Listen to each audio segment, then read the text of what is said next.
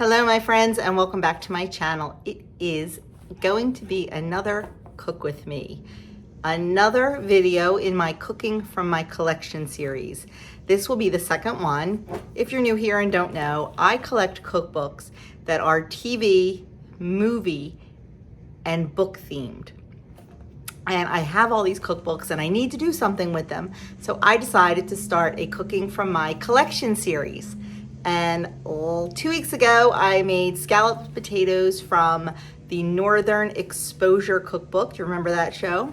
And this week we are going to be using Mary Ann's Gilligan's Island cookbook.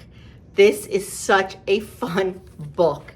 Some of the recipes they try to pull into different episodes, and like Dr. Jekyll and Mr. Hyde and Eye of the Idol, Witch Doctor Chicken, just like little things from each episode. So tonight we are going to be making, see if I can find it quickly to show you. We are going to be making ham radio, because you remember the professor was able to make a ham radio with stuff he found on a desert island. Ham radio cranberry pork chops is what we're making tonight. And they sounded really good and really different. Not something that I would normally make. I don't know, I'm a little weird about fruit and meat together sometimes, but I don't know. It sounded interesting, so I decided to give it a try. So I can't pick it out right now, of course, because it should have been prepared. But anyway, that is what we are making tonight. It seems, oh, here it is. And you can see how, like I said, this book's fun. It's got like some of the script and stuff from different shows. And anyway, that's what we're going to be making tonight. You can see it's very short. Short ingredient list, short directions, so should be pretty easy and hopefully pretty tasty. There is one little caveat that I will explain before I show you the ingredients needed. One of the ingredients is a 16-ounce can of gelled cranberry sauce. Two things. Number one, I am in pantry challenge right now. I am doing a pantry challenge for the month of June, which means not buying any groceries other than fresh produce. And I have no cranberries on the shelf. Secondly, even if I was going to go out and buy them, the stores around here don't have the kind that I generally use. We avoid certain things, certain ingredients in our diet, and the big one of the big three that we avoid is corn syrup. Corn syrup is in gelled cranberry sauce. The only one that doesn't have it is like at Whole Foods, and that's 40 minutes away. So I decided to make my own gelled cranberry sauce, and I am going to add that clip in here because it was super, super easy. So I made my own gelled cranberry sauce, but by all means, buy a can. It'll make it even easier for you. So that's my little caveat right there. I'm going to turn you around. I'm going to show you what we need, and we're going to get cooking. Okay, I apologize for the noise in the background. There's weed whacking going on. So I do apologize for that, but I just want to show you the ingredients we're going to need. The original recipe calls for 6 pork chops. I have packs of 4. I'm using 4. We don't need 6 for our family, so I'm just going to use 4. We're going to need a little bit of oil of your choice to cook the pork chops in. You can use spray. You can use whatever you want. This is olive oil. A little bit of flour to dredge them in. Then the 16-ounce can of gelled cranberry sauce. This is the homemade. It came out really, really nice. Everybody tasted it and they said never buy the can again, make this. So that's my plan. We need a half a cup of crushed pineapple drained and a 1/4 cup of water. It also calls for a teaspoon of grated orange rinds, but I do not have any oranges at the moment, so we're going to leave that out. That's all we need to get started. Okay, as I explained, we're going to have to make cranberry sauce from scratch. You do not need to do this. You can buy a can of the gelled cranberry sauce, but I don't have that luxury right now because A, it's pantry challenge, and B, the only kind I could find has corn syrup in it, and that's a kind of a no-no for us. So we're just gonna make some real quick. I have 1 cup of water and 1 cup of sugar. I am going to mix those together so the sugar dissolves. We're gonna heat it and we're gonna bring it to a boil. Just make sure that you don't scorch or burn it as it is dissolving and coming to a boil. So once this comes to a boil, we're gonna add our cranberries. So we'll be back when that happens. Okay, our sugar water mixture is boiling. So now I'm just going to add 12 ounces, oh, they're still frozen. 12 ounces of cranberries, just 1 bag. These were frozen, so they are a hot mess because they're still frozen. Let's see. And I rinsed them, so you know what happens when you rinse something frozen. They stick together. And I'm just trying not to plop it in here because I don't want to burn myself. There we go. There we go. Okay, now we are going to bring this back up to a boil. A nice rolling boil.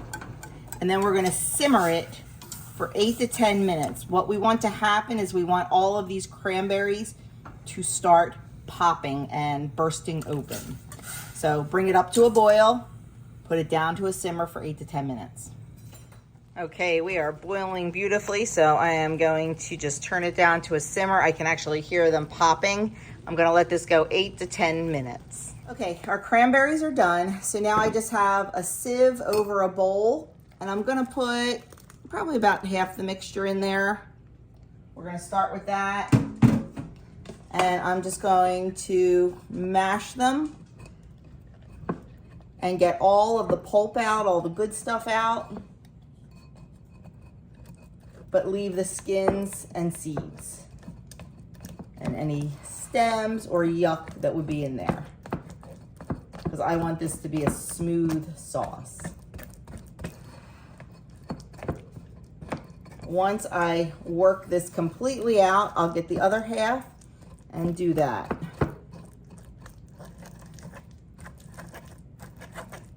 And make sure you keep going because you can see all the good stuff coming out the bottom. So when you think you're done, just give it a couple more swirls around to make sure that you really got all the good stuff. So I think I pretty much got it all. I am gonna say, it kind of stinks. That's got me a little concerned,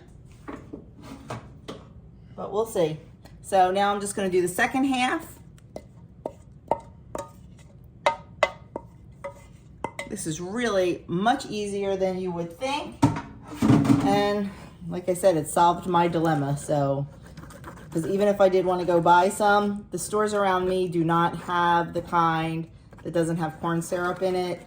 I'd have to go travel like probably 30, 40 minutes to Whole Foods to get that. And not going to do that today. So we're going to work out this and see what's next. Okay, there it is. There is our cranberry sauce. You can also use like a food mill or a food processor, but for such a small batch, I wasn't going to get out my food mill because it's a pain in the butt to clean. So now I am just going to leave this on the counter. I'm going to cover it, leave it on the counter till it cools down and gets to room temperature. Then I'm going to toss it in the fridge and leave it in the fridge until dinner time. The recipe says 3 to 4 hours, and then it's supposed to gel. We'll see if it does. To be honest with you, I'm going to be melting the gel down into a sauce, so I'm not so worried if it doesn't gel. I kind of have my beginning of my sauce here. So there is that, and we're going to let that chill, and then we'll be back at dinner time to make the recipe. Okay, I have a 1/4 cup of flour in my bowl, and I am just going to dredge the pork chops. I just noticed that this does not call for any salt or pepper, and I think I will salt and pepper the pork chops just to give them a little bit of something something. I'll do that before I dredge the rest of them, because you have to season things. I noticed a lot of the older cookbooks do not call for a whole lot of seasoning. There we go, just a little bit. Now we're just going to dredge them. And while I'm dredging these, I have a tablespoon of olive oil, or 2 teaspoons of olive oil. Forgot I reduced it. Heating up in my skillet. I'm using a stainless steel skillet, not my cast iron, because I don't know, I'm just afraid that the cranberries, the natural acidity in the cranberries will possibly react with the cast iron. Like, I don't cook long cooked tomatoes in my cast iron because they get metallic-y tasting. So I was afraid of that with the cranberries. So we're going to use stainless steel. Okay, there's that part done. We're going to go over to the stove and we're going to get these cooking. Okay, our oil is nice and hot. You can see it shimmering. So I am just going to lay the pork chops in there.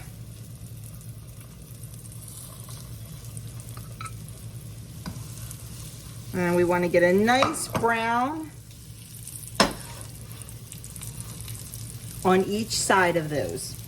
So we're going to let them cook, and we are going to go over and start mixing up our sauce.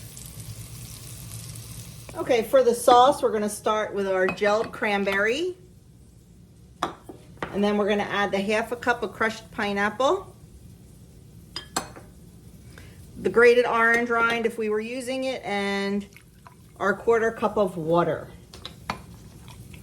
And we're just going to mix that all together. Don't worry about it being too homogeneous, because once this gets in the pan, this cranberry sauce is going to melt down. Now I am going to serve the pork chop and sauce over rice. I think that'll be delicious. And I did meant to mention, and I forgot, when I was making the cranberry sauce, you do not have to use sugar. You can use any kind of sugar replacement that you like. You can use the Lakanto monk fruit, you can use Swerve, whatever sugar substitution that you care to use. Just make sure it's granular. I don't think I would use maple syrup or honey or anything like that. I think you need some sort of granular. Okay, there we go. We're just going to set that aside and check on our chops. Okay, I'm going to give these a flip.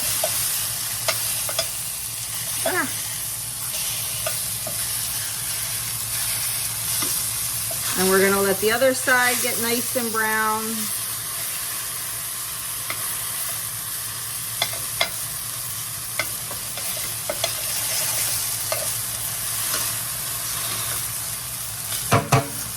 They don't have to be all the way cooked through at this point. You just want a nice crust on them before we put the sauce ingredients in. So we're gonna let them brown on that side for a minute and then get the sauce on there, and that's it. Okay, so our pork chops are all done, getting nice and brown. So now I'm just going to pour the sauce right in there with them.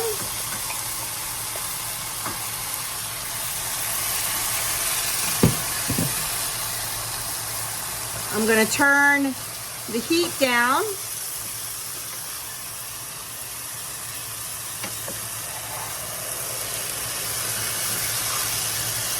Put the mixture on top. The gel is slowly going to turn into a bit of a liquid.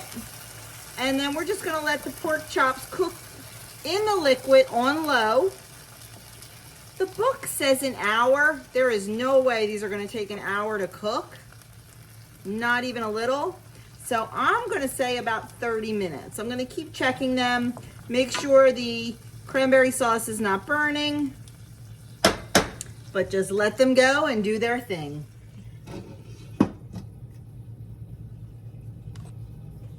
Here is our ham radio cranberry pork chops. I chose to have my pork chop on my bed of rice with some sauce on top. Doug chose to have his on the side. So there you have it. One serving is 212 calories, which I don't think is bad. That's just for the sauce and the chop, but it is 8 Weight Watcher points. Now, if you make cranberry sauce, or if you buy no sugar cranberry sauce, then your points are only going to be 4 points.